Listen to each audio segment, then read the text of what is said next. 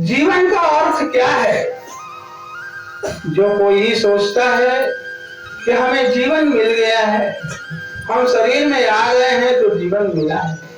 अरे जीवन जो वासनाओं से भरा हुआ जो जीवन है, समझ लो कि ये जीवन ही नहीं है। अभी अभी अभी सभी की सोच केवल भोगों और वासनाओं में है, इसलिए भोग वासना से युक्त जीवन को ही अपना सुखी जीवन मानते हैं। ये मानना कहां तक सत्य है? जब एक भोग वासनाओं का जीवन शरीर आज नहीं तो कल हमारे न चाहते हुए भी हमसे अलग हो जाएगा, हम इसमें रहने के काबिल नहीं रह पाएंगे, तो फिर हमें करना क्या है? हमें जीवन को प्राप्त होना है। तो ये 84 लाख जो जीवन है, जो दिखाई तो दे रहा है कि सब बहुत अच्छा जीवन मिला है, लेकिन पशु से लेकर पक्षी तक, कीट पतंग, ये 84 लाख योनियां जो भी हमारी आंखों के सामने है, वो किताबों में नहीं है, धरातल पर है। परमात्मा 84 लाख योनि आपके सामने धरातल पर रखा है। अब आपके पास आंख न हो तो आप यूं ही दिन भर देख अपने कामों में रहते हैं तो क्या देख पाते हैं?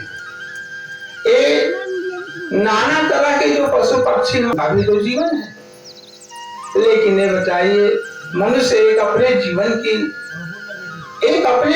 के कामनाओं की पूर्ति में किसी के जीवन की हत्या करके और उसके शरीर का मांस खाता है और कहता है कि भगवान ने हमारे लिए बनाए हैं। कहीं लिखा है, कोई प्रमाण है कि तुम्हारे लिए बनाया गया है? लेकिन ये बताइए कहां तक, अगर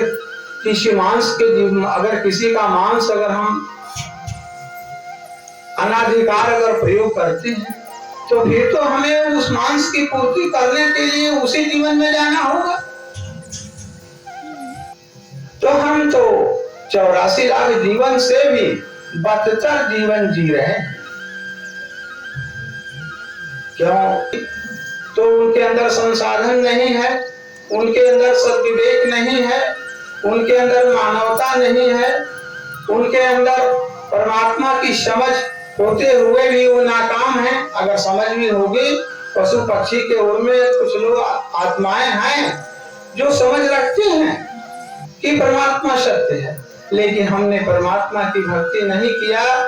हमें ऐसा जीवन मिला, हे मालिक इस जीवन से हमें छुटकारा हो, ताकि हम जो है इस जीवन से, मनुष्य जीवन में जाने के बाद ही आपके चरणों का दास बन करके हम आपके धाम की यात्रा कर सकते हैं। लेकिन मनुष्य जीवन में आया है वो पशु पक्षियों के समान कर्म में लगा हुआ है। कभी भी अब इससे बड़ा परमात्मा का निरादर क्या होगा कि मानव जीवन में आकर के भी